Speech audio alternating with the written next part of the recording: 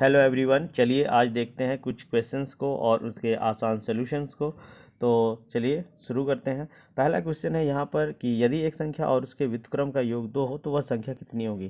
तो आपको पता होगा कि एकमात्र संख्या ऐसा होता है 1 जिसका रेसिप्रोकल यानी जिसका उल्टा व्युत्क्रम एक ही होता है, यानी 1 ही होता है। तो इसे जब जोड़ेंगे यानी उस संख्या को उस संख्या के साथ जोड़ेंगे 1 के साथ तो वो 2 आएगा। इसके अलावा दुनिया का कोई भी नंबर यदि लेता हूँ तो वो हमेशा एक फ्रैक्शन क्रिएट करेगा, इंटीजर में नहीं होगा। या यदि 2 ले ले तो उसका रेसिप्रोकल होगा 1/2। तो ये जो है ना हमेशा फ्रैक्शन में ही आएगा और ये फ्रैक्शन में देगा, लेकिन वह इंटीजर बोल रखा है, यहाँ पर वो 2 बोल रखा है। तो हम लोग ऐसे देख पा रहे हैं कि ऐसा क्वेश्चन मात्र ऐसा नंबर सिर्फ एक ही है 1, जिसको जोड़ने पर एक इंटीजर आता है। यदि ये नेगेटिव होता तो -1 देखते हुए हम लोग यहाँ -2 कह सकते थे, लेकिन यदि इंटीजर आ रहा है पॉजिटिव तो वहाँ पर 1 ही होगा। तो इस तरह से हम लोगों का फाइनल आंसर 1 होगा, यानी 1 का रेसिप्रोकल 1 के साथ जोड़ेंगे तो 2 आएगा। तो अगला प्रश्न पे चलते हैं हम लोग। अगला प्रश्न है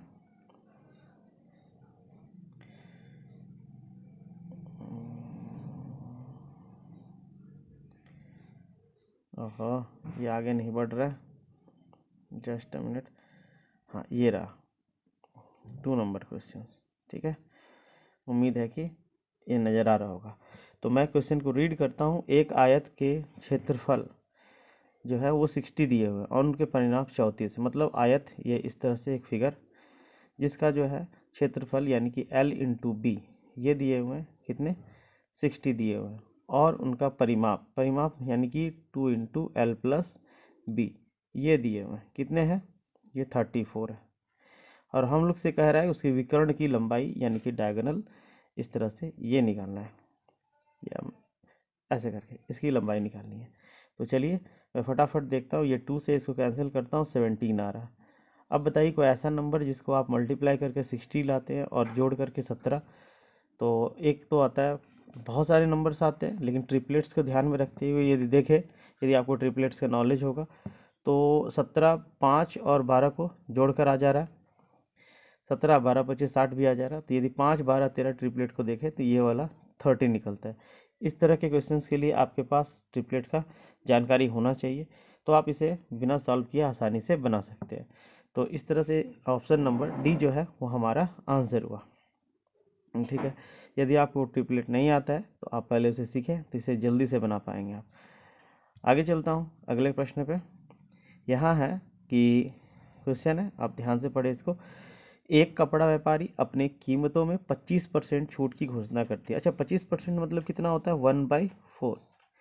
ये तो आप समझ ही पा रहे होंगे, 25/100 काट कर आएगा 1/4। तदनुसार यदि किसी को 40 रुपए की छूट लेनी हो तो वह 32 रुपये प्रति मीटर वाला कपड़ा का कितना मीटर कपड़ा खरीदना होगा। तो हम एक देखें कि 32 रुपये में उसको छूट कितना मिल रहा है। यदि मिल रहा है तो कितने मिल रहा है 1 मीटर में। तो मुझे यहाँ पता चल रहा है कि 8 रुपये का मिल रहा है, लेकिन ये छूट उसको 40 का चाहिए। तो 8 का छूट उसको कितने बार लेना होगा, यानी 5 बार, यानी 5 मीटर कपड़े। तो यहाँ पर 5 मीटर कपड़े लेने होंगे, ठीक है।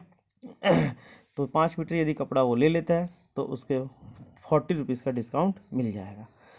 इस तरह से मैं आगे चलता हूँ। इस प्रश्न में देखें 4 नंबर प्रश्न को आप एक बार देखें कि 960 रुपीज़ के लाभ को ए तथा बी में जिस अनुपात में बांटा गया उनके लाभों का अंतर क्या होगा। तो आप देखें कि पहले ये रेशियो जो है वो क्या है। ये रेशियो है आपका 1/3 और 1/2। ये क्रॉस मल्टीप्लिकेशन होगा 2:3 आ जाएगा, ठीक है। और उनके अंतर बताना यानी 1 यूनिट का वैल्यू बताना उनके अंतर।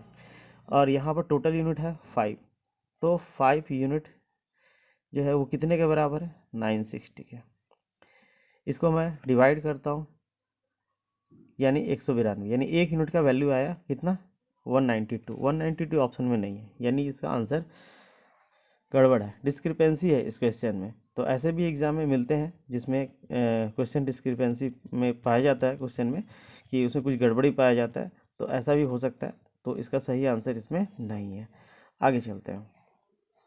इस प्रश्न में क्वेश्चन नंबर 5, क्वेश्चन नंबर 5 है 19 सदस्यों के एक ग्रुप का औसत मासिक वेतन 16,000 है।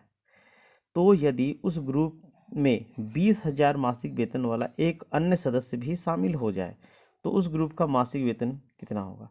अब एक चीज़ ध्यान रखें कि यहाँ पर 19 सदस्य था, 20वां जो आया यदि इतना ही लेकर आता, मतलब कि यदि वो 16,000 रुपया ही लेकर आता तो औसत में गड़बड़ी नहीं होता, क्योंकि यदि कोई ग्रुप का कोई फिक्स एवरेज है और उसी एवरेज को लेकर कोई आता है या बाहर जाता है तो वो चेंज नहीं होता है। लेकिन यह ज़्यादा लेकर आ गया तो जो ज़्यादा लेकर आता है वो औरों में बट जाता है और सबको बराबर करता है। तो यहाँ वो कितना ज़्यादा लेकर आया, तो ये जो है ना 4,000 ज़्यादा लेकर आया। इस 4,000 अब सब में बट कर सबको इक्वल करेगा, तो ये जो 4,000 है वो 19 और वो खुद आया 20, यानी 20 लोगों में बट जाएंगे। 20 लोगों में बट जाएंगे तो 200 रुपये आ रहा है। अभी जो है वहाँ पे 16,000 रुपया पहले से था और 200 रुपये इसमें और ऐड कर दें, तो इस तरह से हम लोगों का जो फाइनल आंसर होगा 16,200 रुपये होंगे। तो 16,200 यानी बी नंबर।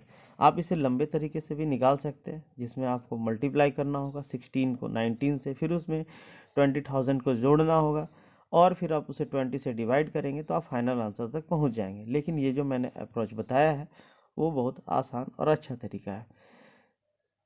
अब देखिए क्वेश्चन नंबर 6 को। यहाँ पे कह रहा है कि एक टीवी 5% लाभ पर बेचा गया, यदि इसे 10% लाभ पर बेचा जाता तो 1,000 का अधिक लाभ होता है, उसका क्रय मूल्य बताइए।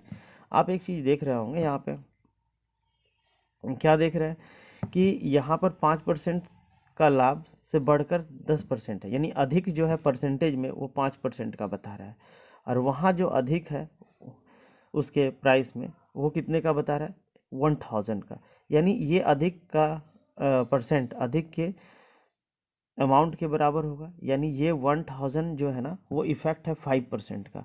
लेकिन कोई भी चीज़ 100% होता है तो इसको 100% बनाने के लिए हम क्या करें, इसको 20 से आप मल्टीप्लाई कर देते, इधर भी 20 से मल्टीप्लाई कर देते तो ये 100% बन जाएगा और 100% इधर बन जाएगा, तो इधर भी 20 से मल्टीप्लाई करने के बाद फाइनल आंसर निकल जाएगा। ये हम लोगों का 20,000 जो है ये हम लोगों का ऑप्शन नंबर ए।